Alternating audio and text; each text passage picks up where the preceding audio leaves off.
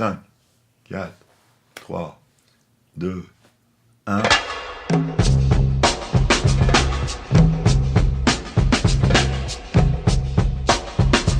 On va encore parler pognon. On va en parler avec des sous. C'est bon. 1, je gagne des sous. Tu gagnes des sous. On gagne des sous. Tout va bien. Et puis après, j'aime bien quand même que les poubelles soient ramassées. J'aime bien que quand je suis malade, il y ait l'hosto, etc. J'aime bien qu'il y ait de la lumière en ville le soir. J'aime bien que... etc., etc. Enfin bref. À un moment, on fait comment? Il faut des sous. Il faut des sous, ça s'appelle comment? Ça s'appelle les impôts. Or, les impôts, ça date depuis Mathusalem. Il y en avait un, en 1302, il s'appelait Philippe le Bel. Très connu. Enfin, très connu. Oui, grand roi. Le roi de fer et tout. C'était D'ailleurs, avant Thatcher. D'ailleurs, c'est sous son règne que, il me semble qu'un monsieur qui s'appelle Guillaume de je sais plus quoi est allé mettre une baffe à un pape. Guillaume de Nogaret, l'attentat d'Anagni en 1303. Le pape, il s'était pris une grande baffe dans la tronche. Ça, bon. Ça, c'était presque une autre histoire. Ben oui, ça, un vieux truc de cours de droit, ça, de cours d'histoire des droits, absolument. Toujours est-il que il faut des sous à un moment. Philippe le Bel, je veux des sous. Et pourquoi il voulait des sous, Philippe le Bel, il voulait taxer le clergé, je crois. Enfin, en tout cas, les églises, un truc comme ça. Ah oui, non, mais c'est surtout, c'est qu'au début, le roi vivait du sien. C'est-à-dire, il avait le domaine royal. Voilà. Et là, le domaine royal, tu te démerdais, quoi. C'est grand, à son goût. Puis après, il avait le royaume de France. Ah si, à son goût. Et après, il avait le royaume de France, qui était beaucoup plus grand que le domaine royal. Il dit, je veux bien m'occuper du royaume de France, au-delà de mon domaine royal, il faut me donner un coup de main. Je veux bien vous aider à avoir une police, une armée et une justice. Ça donnera une idée de Locke et de Hobbes, plus tard au XVIIe siècle et tout. Mais, on donne un coup de main. Ah, comment et tout? Ah, mais j'ai qu'à réunir. À l'époque, on ne disait pas le peuple, mais ça équivalait à peu près à l'idée du peuple. Les 3 ordres. Le clergé, le premier ordre.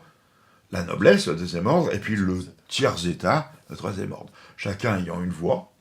Bon, malgré que le clergé c'était 1%, la noblesse c'était 1%, puis le tiers d'état c'était 98% restant. Mais bon, peu importe. Toujours est-il que, et de là, ils ont voté l'impôt, ils ont commencé à voter les impôts, comme la taille ou des choses comme ça.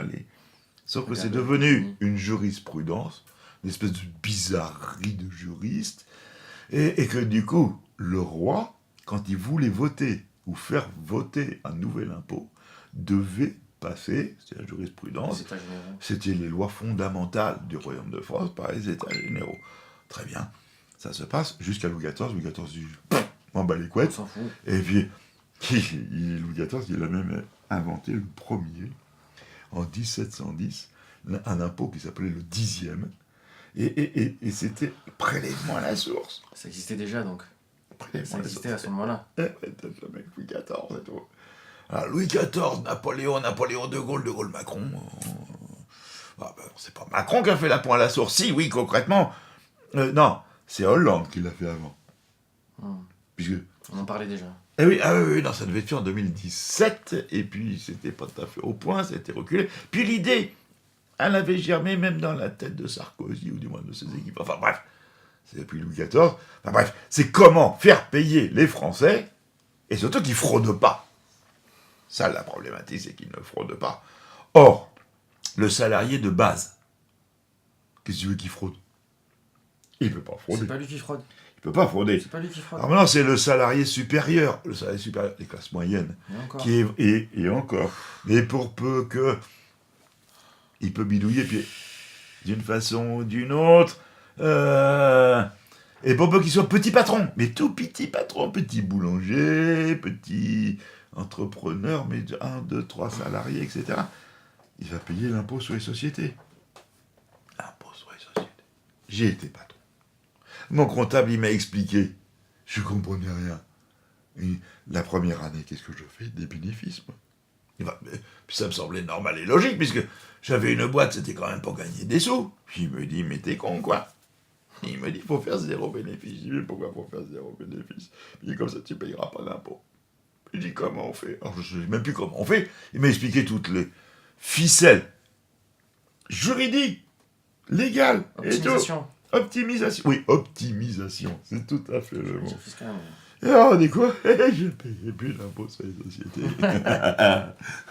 Je gagnais... Et c'est légal. J'allais dire, je gagnais toujours autant de thunes. Non, je gagnais plus, puisque du coup...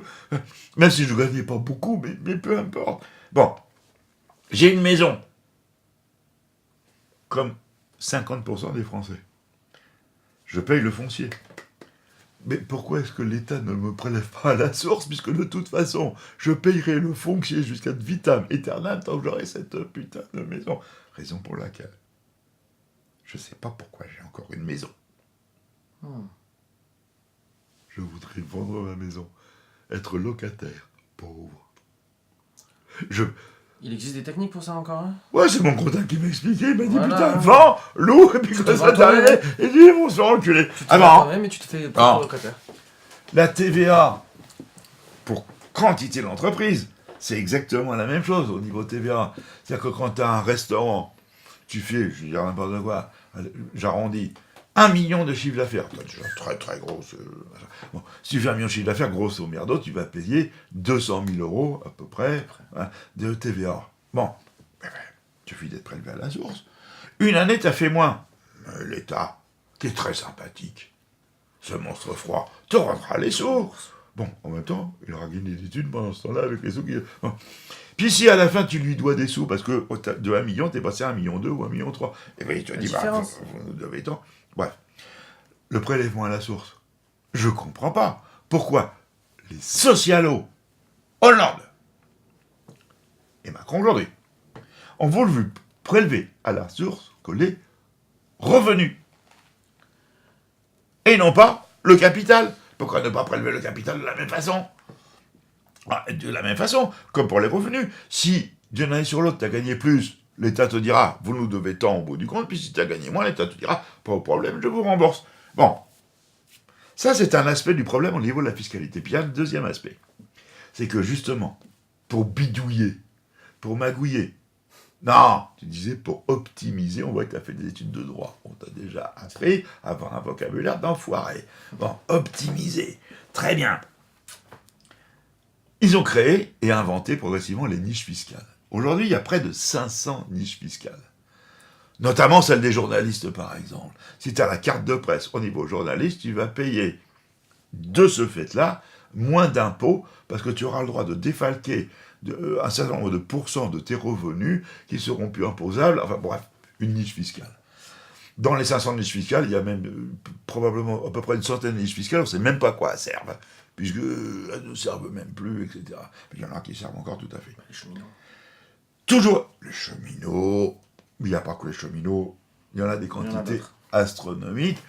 Et même, par exemple, moi j'ai toujours eu la possibilité, maintenant je suis à la retraite, je ne l'ai plus, mais avant, j'avais la possibilité de me déclarer au réel ou pas.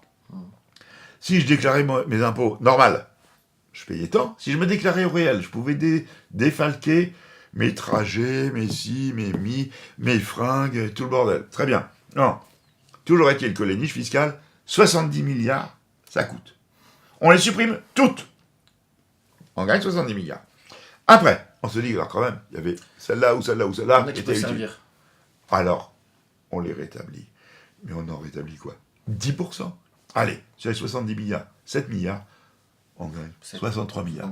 63 milliards qui peuvent servir pour financer autre chose. La transition écologique, par exemple. Autre chose, c'est bien, c'est la 6e possibilité.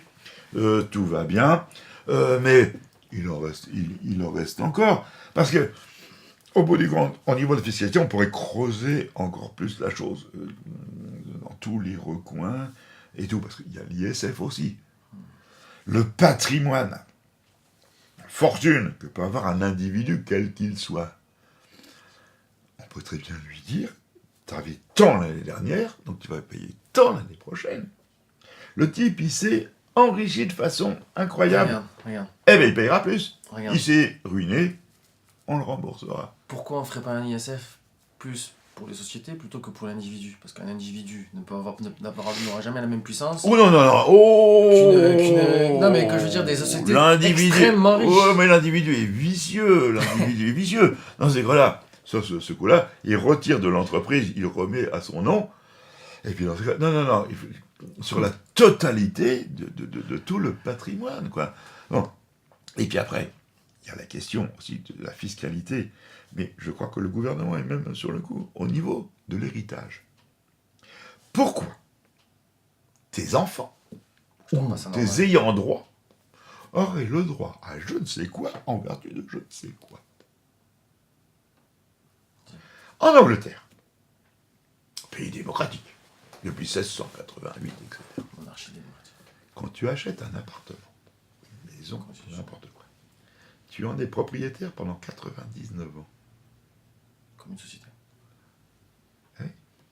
Parce que le vrai propriétaire, c'est la reine d'Angleterre, enfin c'est la couronne d'Angleterre. Okay. Donc en termes d'héritage et tout, ils ont au niveau droit de succession des choses complètement différentes. Mais donc pourquoi?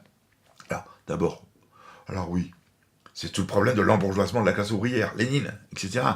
Oui, j'ai ma petite bicoque pourrie, etc. Pourquoi mes enfants, ils n'auraient pas le droit, etc. Oui, effectivement. Oui, mais moi j'ai le château de Versailles, etc. Et pourquoi mes enfants, ils n'auraient pas le droit? On parle pas de la même chose, là. Alors peut-être qu'il vaudrait mieux supprimer tout, et voir après ce qu'on rétablirait, plutôt que de faire autrement. Mais ça, c'est partie de la solution. Il reste encore un petit chapitre, petite session, Il y a encore un point important. mais qu'on verra le prochain coup. Un prochain coup.